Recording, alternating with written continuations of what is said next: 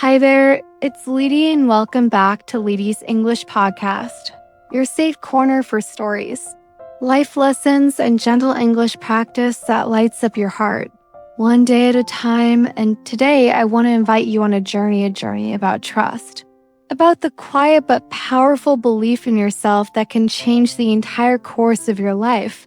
So find a cozy spot, maybe make yourself a cup of tea, close your eyes for a moment, and breathe in, because today we're going to talk about something that every single one of us needs. Whether you're learning English, building a dream, or just trying to find your own place in the world, the secret is simple but so hard to master. Just trust yourself. Then you will know how to live. Let's begin. There was a time, not too long ago, when I felt lost in my own story. I remember waking up each morning with 100 questions echoing in my head. Am I good enough? Am I making the right choices? Does my path even make sense? Maybe you've had mornings like that too. The world can be so loud, and sometimes the voice inside our hearts gets drowned out by everyone else's opinions, expectations, and noise. I want to take you back to a small memory, one that still warms me every time I think of it. When I was about 12 years old, my grandmother would always make tea at exactly 5 p.m. She would sit by the window, watch the sunset, and say to me, "If you want to learn how to live, my dear, you must first trust yourself. That's the only thing that nobody can take from you." At 12, I didn't understand what she meant. I wanted clear instructions, a checklist, someone to tell me what to do so I wouldn't make mistakes. But as I grew older, I realized life never comes with a manual. The only compass that truly works is the quiet voice inside us, the one that says, "You can do this. Trust yourself." Let's talk about trust for a moment. Not the kind you give to other people, but the kind you give to yourself. Why is it so hard to trust ourselves? Why is it easier to believe in other people's dreams than in our own? Sometimes we're taught that confidence is arrogance, or we've failed before, so we're scared to try again. Or maybe the people around us, even those who love us, project their own fears onto us, and slowly we start to doubt our choices. But here's the truth. No one knows your heart better than you do. No one else walks in your shoes, dreams your dreams, or feels your fears. If you keep looking for someone else to tell you what your life should look like, you'll never find your true path. There's a story I want to share with you, one that changed the way I saw self-trust forever. Once, there was a young man named Akira who lived in a small town in Japan. He was a quiet boy, shy and gentle, but his mind was always filled with ideas, drawings, inventions, stories he wanted to share with the world. But everyone in his family expected him to become a doctor, just like his father and grandfather. Akira tried to follow their wishes. He studied hard, wore the white coat, learned the names of all the bones and muscles in the human body. But every night, he'd go home, sit by his tiny desk, and draw in secret. His hands itched for a pencil, not a scalpel.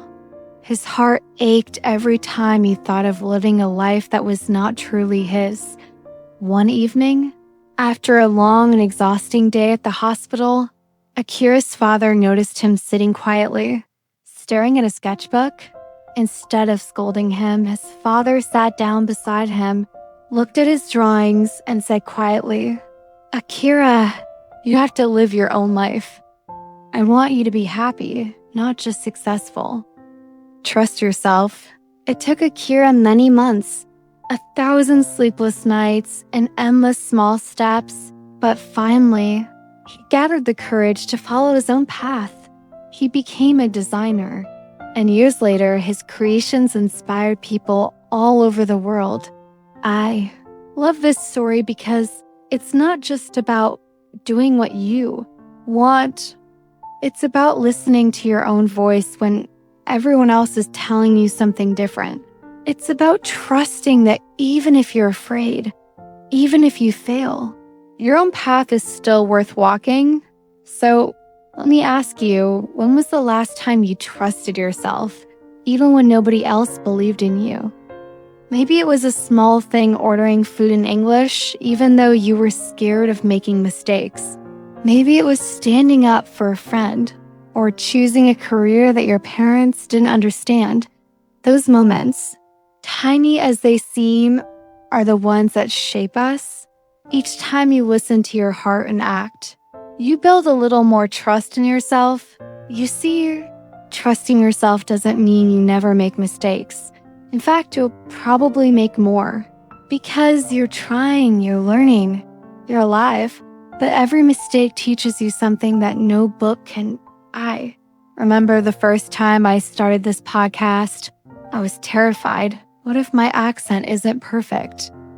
What if my stories are interesting? What if nobody listens? But deep down, I wanted to connect.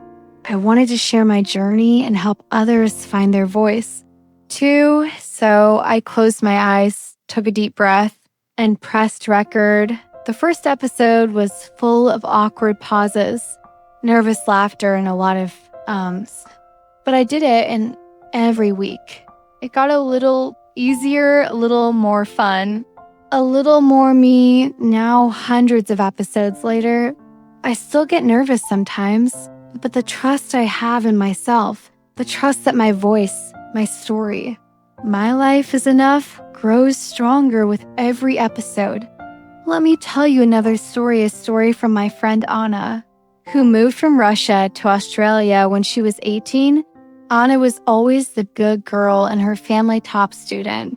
Quiet, polite, always doing what she was told. But deep inside, she dreamed of exploring the world, learning new languages, tasting new food, making friends from different places. Her parents worried. Her teachers warned her that it would be too hard, that her English wasn't good enough, that she would be lonely, but Anna believed in herself. She applied for a scholarship, packed her bags, and flew across the world to a city where she knew nobody. The first few weeks were tough. The accents were strange. The food was different. Sometimes she felt invisible. She missed home, missed the comfort of familiar faces and sounds.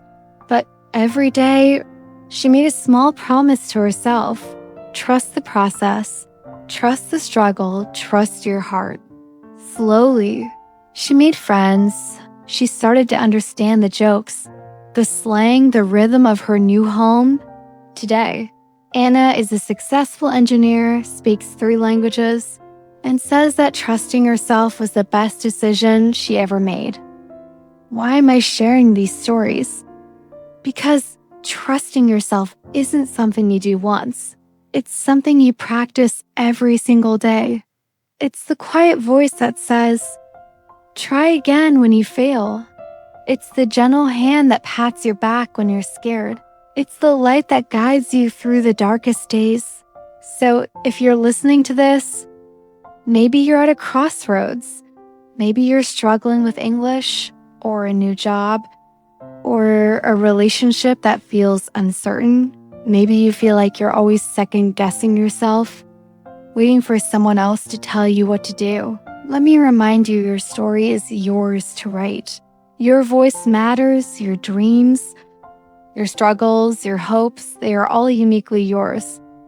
And nobody else can live your life for you. Let's take a moment to breathe together. Close your eyes. If you can inhale slowly, exhale gently, now.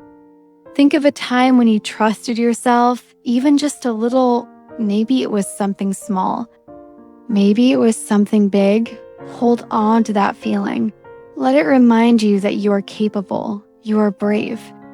You're enough. I want to talk about the moments when self-trust feels impossible. Maybe you made a big mistake, or you let someone down, or you just feel lost. I've been there. One winter a few years ago, I tried to start a business with some friends. We had big dreams, lots of passion, but we made every mistake in the book. We lost money, lost time, even lost some friendships along the way. For months, I felt like a failure. I started to doubt my judgment. Maybe I wasn't cut out for this. I thought maybe I should just play it safe, follow someone else's plan, never risk again. But one night, after crying until my pillow was soaked, I looked in the mirror and asked myself, if you don't trust yourself now, when will you ever? It was a turning point. I realized that failure wasn't the end. It was just another lesson. I picked myself up, tried again, and slowly things got better. I learned that every experience, even the painful ones, can teach us something valuable if we trust ourselves enough to keep going. Sometimes, trusting yourself means listening to your body as much as your mind. It means knowing when to rest, when to ask for help, when to say no. We live in a world that celebrates busyness, productivity, doing more, having more, being more, but sometimes the bravest thing you can do is to pause, breathe, and listen to what you truly need. I want to share a story from my student, Min, who grew up in Vietnam and always felt pressure to become a doctor. Even though his real passion was music, for years, Min studied biology and chemistry, tried to make his parents proud. But every time he picked up his guitar, he felt a joy that no exam result could ever bring. It took a lot of courage, but one day, Min sat down with his family and told them the truth. He wanted to be a musician. He wanted to spend his life writing songs, sharing stories, and helping others heal through music. At first, his parents were disappointed. They worried about his future, about money, about security, but Min trusted himself enough to keep going. He found a mentor, joined a band, and started playing small gigs in local cafes. Years later, Min is now a well-known musician in his city. His parents come to every show, proud and amazed by his courage. Trusting yourself isn't easy. It's scary. It's messy. It's full of uncertainty, but it's also the most beautiful gift you can give yourself. Let's talk about English for a moment. So many of you write to me saying, Lety, I'm afraid to speak English because I make mistakes. What if people laugh at me? What if I sound silly? Let me tell you a secret. Every single fluent English speaker you know once sounded silly. 2, we all started somewhere. We all stumbled over words, forgot grammar, mixed up tenses.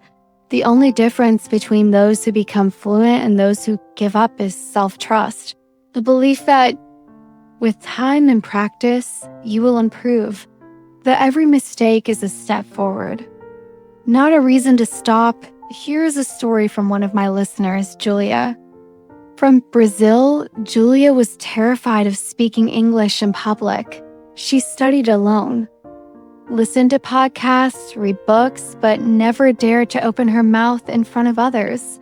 One day, she decided to join an English speaking club. Her hands were shaking. Her voice was barely above a whisper, but she forced herself to say just one sentence. The first time, she made mistakes. The second time, too, but each time, her confidence grew a little more. A year later, Julia sent me a voice message. Her English was clear. Her words were full of life, and most importantly, her voice was full of trust. Maybe you're like Julia. Maybe you're waiting for the perfect moment, the perfect accent, the perfect words, but life is too short to wait for perfect. Trust yourself enough to try. Trust yourself enough to fail. And then try again. Let's talk about the power of small steps. Sometimes trusting yourself doesn't mean making huge, life-changing decisions sometimes. It's as simple as waking up a little earlier or speaking up in a meeting or asking for help when you need it. Every time you take a small step, you prove to yourself that you build a bridge of trust brick by brick. Day by day, there's an old story about a bamboo forest in China. For years, the bamboo seed sleeps underground. It takes water, sunlight, care. But nothing seems to happen. The farmers wait and wait, sometimes losing hope, but then in the 5th year, the bamboo shoots up, growing over 20 meters in just a few weeks. Trusting yourself is like planting bamboo. You may not see results right away, but every effort, every lesson, every little act of courage is feeding your growth. One day, you'll look back and realize how far you've come. Maybe right now, you feel stuck. Maybe you've tried and failed. Maybe you don't see any progress. That's okay. You're still growing. Even if it's invisible to the eye, trust the process. Trust yourself. Trust that your time will come. There's another story I want to share about a young woman named Sarah from Egypt. Sarah grew up loving science, but her school told her that girls should focus on easier subjects. Her family told her to dream smaller, to stay close to home, to play it safe. But Sarah trusted her curiosity. She studied hard, won a scholarship, and went on to become a physicist. Today, she inspires hundreds of young girls in her community to dream bigger and trust themselves. Two, you see, every time one person trusts themselves, they create a ripple effect. They inspire others to do the same. Maybe your courage will help someone else find theirs.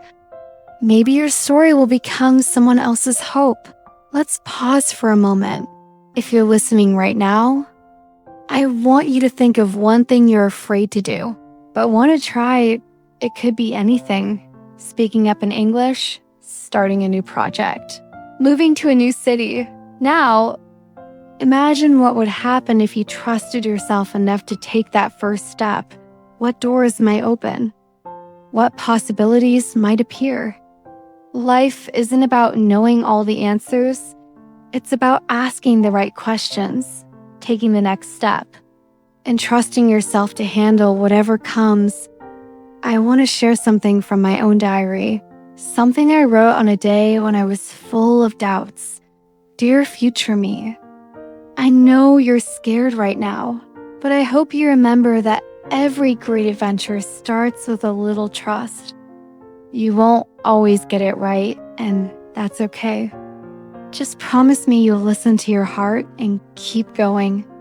I hope you can write a letter like that to yourself. Two, sometimes we need to be our own best friend, our own biggest supporter. Let's talk about the difference between self-trust and arrogance. Some people worry that if they trust themselves, they'll become selfish or proud. But true self-trust isn't about thinking you're better than others. It's about honoring your own voice. While still being open to learning and growing, you can trust yourself and still ask for advice. You can trust yourself and still make mistakes. You can trust yourself and still be humble. In fact, some of the wisest people I know are those who trust themselves enough to say, I don't know, but I'm willing to try. Let's return to the words of my grandmother. If you want to learn how to live, you must first trust yourself. How do you begin? You begin by listening to your heart, by noticing the small things that make you smile, that fill you with energy, that feel right deep down. You begin by forgiving yourself when you make mistakes, by treating yourself with kindness, patience, and understanding. You begin by taking one small step, and then another and another. Maybe you're listening to this while walking, or cooking, or studying. Maybe you're feeling tired, or hopeful, or somewhere in between, wherever you are. I want you to know that trusting yourself is a journey, not a destination. You won't get it perfect, and that's okay. Let's imagine your life as a story with ups and downs, twists and turns, unexpected endings and beautiful surprises. You are the author. You hold the pen. You get to decide what happens next. If you could write one sentence of encouragement to yourself today, what would it be? Maybe something like, "You're doing better than you think," or "It's okay to be scared," or simply, "I trust you." Let me close today's episode with a wish for you. And for all of us, may you find the courage to trust yourself even when it's hard.